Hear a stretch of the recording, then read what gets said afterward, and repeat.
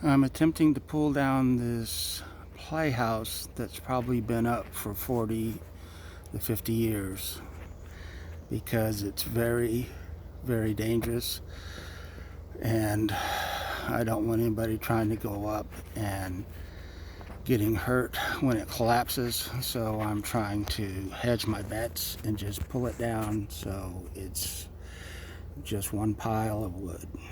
So I'm using a come along and a very heavy chain, and let's see what I can do.